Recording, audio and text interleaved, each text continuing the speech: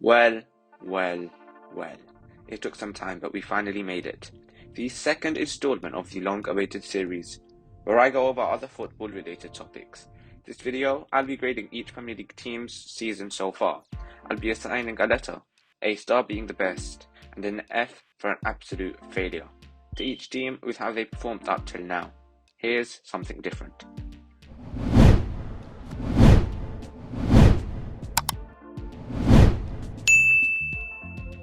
To start off with, we head to North London at Arsenal. Now they started off quite badly, but have since resurrected their season and are in 5th place, with the squad they have, and that is quite an achievement. Arteta may have been questioned before, but he is certainly proving many doubters wrong at the moment. The real issue will arise if he can keep up standards. But up till now, the Gunners have been pretty good, so I'm going to give them a B. Next we have Aston Villa, who sit in 16th after 5 successive losses. Having conceded the 3rd most goals in the league, and such a poor start eventually resulted in Dean Smith's sacking, with Steven Gerrard taking over. They did have a great transfer window, as despite Grealish leaving, they brought in some class players. So far though, when they should have been challenging for European spots or even mid-table, they have been disappointing, so I'd say they deserve an E. Following on from Aston Villa, we have a team who is making their Premier League debut this season in Brentford. Having started off with really good results, including a 3-3 draw against Liverpool, they bear a resemblance to last season's Leeds, but it has to be said that standards have dropped. Losing their last 4 games has dropped them down in the table, and they only sit 4 points above the relegation zone. That being said, nobody expected Brentford to be such a thrilling team, so credit to their manager Thomas Frank. All in all, I'd give the Bees a bog standard C. Something that they can be proud of, but definitely can improve on. After Brentford, we arrive on Brighton, who have been a surprise side by far. They sit in 7th, with Graham Potter's side sitting on the same points as Manchester United. They've recorded great draws like a draw to Liverpool and Arsenal, and even a win against Leicester. I would give the Seagulls an A, as they have defied expectations so far. Now to Lancashire, where Burnley are. Generally speaking, they always start off considerably slow and revive their season later on, and they have done the former part of that again this season. In 18th, they only have 8 points to their name.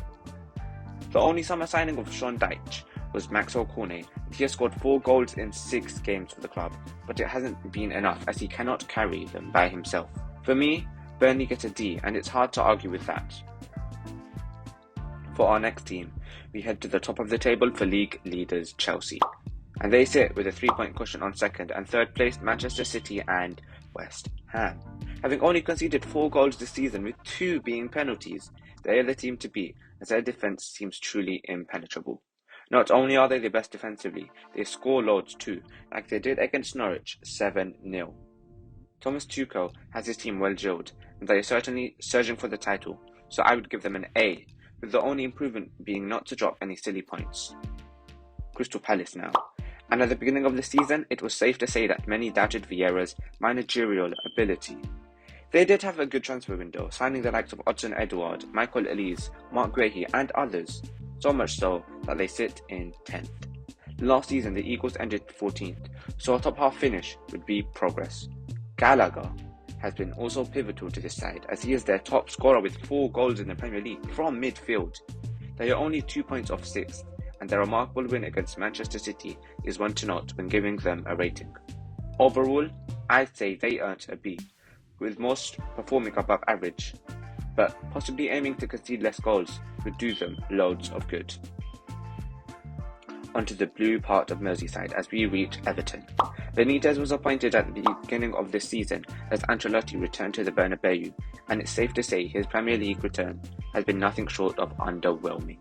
While their transfer window wasn't as extravagant as previous ones have been, the signings of Damari Gray and Andros Townsend for 1.5 million and a free respectively have proved their worth, but Salman Rondon has not.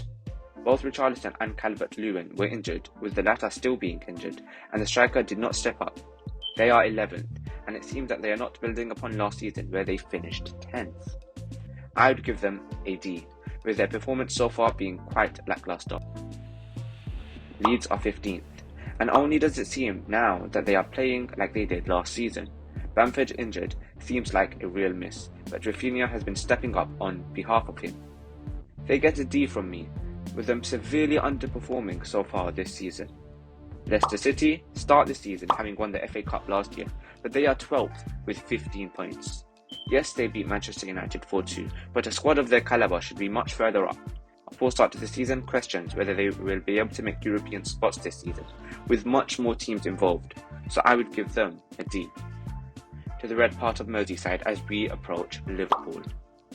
During the summer, there was a lot of speculation as to how they could strengthen their squad, but the only arrival was Ibrahima Konate. The outgoings were Ronaldo and Shaqiri. In fourth, only having lost their previous match to West Ham, they have been let down by draws this season. 4 games resulting in 1 point. It is undeniable that Klopp would expect better from his side, so I would give them a B, with many games they had drawn definitely being ones they should have won. Playing Chelsea, while they had 10 men for 45 minutes, being a prime example of that. Defending champions, Manchester City are in second, with their only losses coming at the hands of Crystal Palace and Spurs. The second best defence in the league, and of course, one of, if not the best squad in the league, possibly the world, means that the title is never out of their hands. I would give them an A, as they have dropped points that they shouldn't have, but they haven't been poor. Neighbouring Manchester City, we arrive at Man United, who started off the season with high hopes after the signings of Jadon Sancho, Rafael Varane and Cristiano Ronaldo, but they have been a big letdown so far, with only 17 out of 33 points to their name. Having conceded 17 goals so far, and 5 alone against their rivals Liverpool, question marks have been placed over Ole's head, especially as 5 managers have already been sacked this season in the Premier League. I would give the Red Devils an F. This season was meant to be the title charge, but it seems they are already out of it. Could they even drop out of the top 4? A team that has been on everyone's mind recently, and that is Newcastle. In 19th, they are desperate for a saviour, and it's arrived in the form of Eddie Howe. The takeover did go through, so fans can probably expect incomings in January, but to what extent? So far, however, I would give the Magpies an E, with it being a horrid season for the Toons. Bottom of the table Norwich have 5 points, and since Daniel Farke has been sacked, it seems like at first Frank Lampard was to take over, but now it seems like Dean Smith. Having conceded 26 goals, work is needed for the Canaries as their busy transfer window is not being justified through 8 losses so far. I would give them an E. Nobody really expected much of them, but it is bad by any team standards to be in such a position after only 11 games within the season. Proceeding forwards as we reach Southampton, who were shocked by the transfer of Danny Ings in the summer. But is it possible that Adam Armstrong has filled the void nicely, as well as the cameo, young talent of Armando Broja? In 13th, they are not in the ideal situation, but they can improve, so I would give them a C for their attempts so far in the season. On to Spurs, who sit in 9th, and had Nuno sacked with a replacement of Conte, a serial winner. But this is about their performance up to now, and although they started off with the win against Man City, it's been pretty bad for the North London club. They were embarrassed at home to Man United, as well as away at the Emirates Stadium. I would give them a C. Another team who has had their manager sacked this season is Watford, who are 17th, 2 points above the drop. It's been fluctuating form for the Hornets, who have been having some emphatic results, like a win against Everton, 5-2, but also some appalling ones.